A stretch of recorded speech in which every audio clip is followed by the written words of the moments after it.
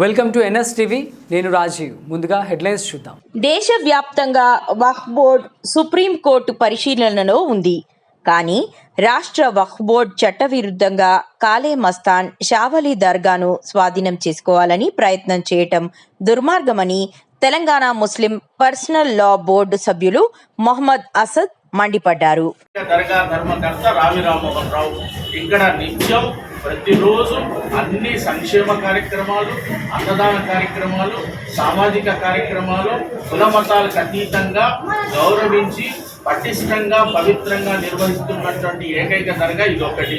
ఇలాంటి దర్గాకి సొంత ఖర్చులతో ధర్మకర్త బెంగళూరు నుంచి పూలు చాదర్లు తెప్పించి నిత్యం దాన్ని అలంకరణలు చేస్తూ భక్తులకి శ్రద్ధతో అన్ని సేవలు అందిస్తూ అద్భుతంగా కార్యాచరణ సాగిస్తూ ఉంటే ఇది చూడలేక ఒక పద్ధతిని ఈ రాష్ట్ర వక్ఫ్ బోర్డు కేవలం కుట్రలో భాగంగా ఒక నోటీస్ని జారీ చేసింది.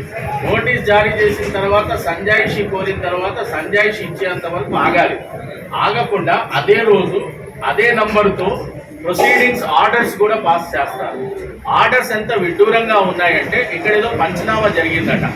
ఏ రోజు పంచనామా జరిగింది? 15 రెవెన్యూ అధికారులతో పంచనామా జరిగిందట. మేము రెవెన్యూ అధికారుల దగ్గరికి వెళ్ళి మీరు ఎవరైనా వచ్చి ఇక్కడ పంచనామా చేశారంటే చేయలేదు అన్నారు. వెస్ట్ తహసీల్దార్ ఆఫీస్ నుంచి ఇక్కడ ఎవరు రాలేదు. ఈ జ్యూరిస్డిక్షన్ వెస్ట్ తహసీల్దార్ కిందకి వస్తుంది. తహసీల్దార్ జీవో 54 ప్రకారం వక్ఫ్ ఆఫీసర్ అవుతాడు ఆయా తాలూకాల్లో, మండలాల్లో. అతను ఇక్కడికి రావడం జరగలేదు. పోనీ అతను ఎవరైనా అధికారులను నియమించాడా జాయింట్ సర్వే చేయడానికో, జాయింట్ విచారణ జరపడానికో అంటే చెయ్యలేదు.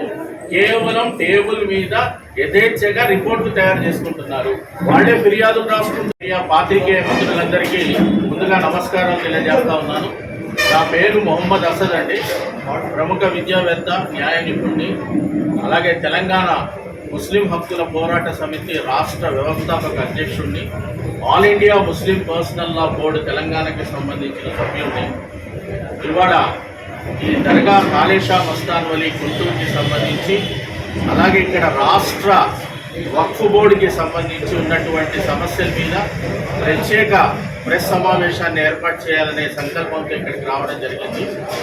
ముందుగా మీ అందరికీ తెలుసు, దేశవ్యాప్తంగా కేంద్ర ప్రభుత్వం ప్రవేశపెట్టినటువంటి వక్ఫ్ సవరణ చట్టం 2025పై దేశవ్యాప్తంగా ముస్లిం మైనారిటీలు తీవ్రంగా ఆందోళన చేస్తున్నమాట మీ అందరికీ తెలుసు.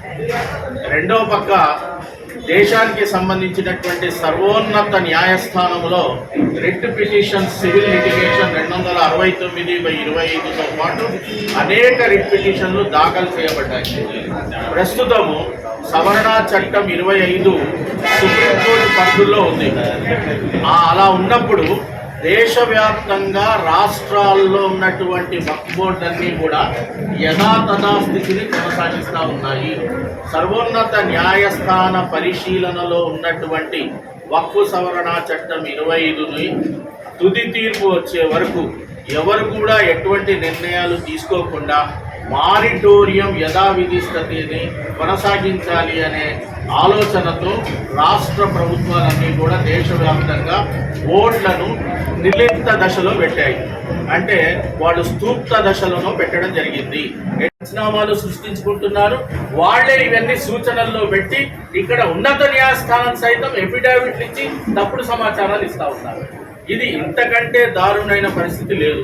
ఈ కూటమి ప్రభుత్వం ప్రస్తుతం రాష్ట్ర వక్ఫ్ బోర్డు చేస్తున్నటువంటి ఈ అరాచకాలన్నింటినీ కూడా దృష్టిలో పెట్టుకుని ఇమీడియట్గా ఐఏఎస్ ఆఫీసర్తో విచారణ జరిపించి ప్రిన్సిపల్ సెక్రటరీ ఆధీనంలో బోర్డుని రద్దుపరిచి సిఓ దగ్గర నుంచి అధికారాలన్నింటినీ తీసేసుకొని ఈ సరైన బాటలో ఈ రాష్ట్రంలో నడిపేటట్టు చూసుకోవాల్సిన కనీస బాధ్యత రాష్ట్ర ముఖ్యమంత్రి, ఉప ముఖ్యమంత్రి, మైనారిటీ మంత్రిపై ఉందని చెప్పి మేము ఈ సందర్భంగా వినయపూర్వకంగా వాళ్ళకి విజ్ఞప్తి చేస్తూ ఉన్నాం. వాళ్ళు వెంటనే దీనిపై చర్య తీసుకోవాల్సిన అవసరం ఉంది. ఇది ఇలా ఉండగా వీళ్ళు చేసినటువంటి తప్పుడు పనులని ఒక్కొక్కటి మీడియా ముందు తీసుకురాదలుచుకున్నా. 100/85 ఒక జడ్జిమెంట్ ఉందండి, చాలా క్లియర్గా. అంటే 100 అనేది ఒక దావా నంబర్ 100 1985. ఇందులో చాలా స్పష్టంగా దాదాపు ఇది 85 నుంచి 2000 వరకు 15 సంవత్సరాల పాటు ట్రయల్ నడిచిన తర్వాత ఈ దర్గా ఎండోమెంట్ కిందికి రాదు. ఈ దర్గా వక్ఫ్ కిందికి రాదు, ఈ దర్గా వక్ఫ్ బై యూజర్ కూడా కాదు. 3 నిర్ణయాలు చెప్పడం జరిగింది కింది కోర్టు. ఇది వక్ఫ్ బోర్డు కిందికి రాదు, వక్ఫ్ ఉపయోగంలో ఉన్నటువంటి దర్గా కూడా కాదు, ఎండోమెంట్కి సంబంధించింది కాదు అని స్పష్టంగా చెప్పడం జరిగింది. పోనీ ఈ తీర్పు మీకు తెలీదా అంటే, మీరు ఇచ్చినటువంటి ఈ ధర్మకర్తని టెంపరవరీగా నియమిస్తున్నామని చెప్పినటువంటి ప్రొసీడింగ్ కాపీలో దీని ఉచ్చారణ మీరు చేశారు. 100/85 యొక్క తీర్పుని అనుసరించి మేము మార్చగలవారము అని పెట్టారు. ఇక్కడ ఆడిట్ రిపోర్ట్ ని, వచ్చిన ఆదాయాన్ని ఆడిట్ రూపంలో వక్ఫ్ బోర్డుకి సమర్పించాలి. పాయింట్ నెంబర్ 1 ఒక సెక్షన్. రెండో సెక్షన్ బడ్జెట్. మీరు ప్రతి సంవత్సరం బడ్జెట్ మీకు ఎలా అంటే రాక ఎంత, పోక ఎంత, ఆ వివరాలన్నీ కూడా వక్ఫ్ బోర్డుకి సమర్పించాలి. మూడో చట్ట ఉల్లంఘన ఏం చూపిస్తా ఉన్నారు అంటే, వక్ఫ్ ఫండ్ కట్టాలి. వక్ఫ్ ఫండ్ ఏ సంస్థ అయినా 7% మాత్రమే చెల్లించాలి. 93 ధర్మకర్త 7 రూపాయలు మాత్రమే వక్ఫ్ చట్టంలో వక్ఫ్ బోర్డుకి పోతుంది. ఆ 7% కట్టట్లేదు 5-6 సంవత్సరాల నుంచి అని చెప్పారు. మీరు మాకు 21లో ఒక నోటీస్ ఇచ్చారు. ఆ నోటీసులు మేము స్పష్టంగా రాసాం. 100/85 తీర్పు అమల్లోకి ఉంది. అమల్లోకి వచ్చిన తర్వాత మీ అధికారం ఇక్కడి నుంచి పోయింది. ఇది వక్ఫ్ పరిధుల్లోకి రాదు, వక్ఫ్ ఉపయోగించే పరిధుల్లో కూడా రాదు, ఎండోమెంట్ పరిధుల్లో కూడా రాదు. ఇది ధర్మకర్త యొక్క సొంత ప్రాపర్టీ. కాబట్టి మీకు నిర్ణయం చేసే అధికారం లేదు అని చెప్పి మేము జవాబిచ్చి వాటి కాగితాలు సమర్పించిన తర్వాత 21 నుంచి 25 వరకు ఎటువంటి నిర్ణయం ప్రకటించలేదు. అంటే దాన్ని బుట్ట దాఖలు చేశారు, కరెక్టే అనుకున్నారు. ఆ రోజు సీఓలకు అర్థమైంది, ఆ రోజు అధికారులకు అర్థమైంది. కాబట్టి ఎటువంటి నిర్ణయాలు ప్రకటించలేదు. అలా పెట్టి ఒకేసారి ఏప్రిల్ 20లో కోర్టు కరెక్ట్గా హాలిడేస్ మొదలైతే మేలు అనుకొని ఒక పక్కడబందీ వ్యూహంతో, కుట్రతో డబ్బు అడిగారు. ఫస్ట్ ఫోన్లో బోర్గా మాకు ఎంత లంచం చెల్లించుకుంటారు, మీ దగ్గర మంచి ఆదాయం ఉందని మాకు తెలిసింది, ఒకవేళ మేము మా పరిధుల్లోకి తెచ్చుకుంటే మాకు 33% ఆదాయం వస్తుంది.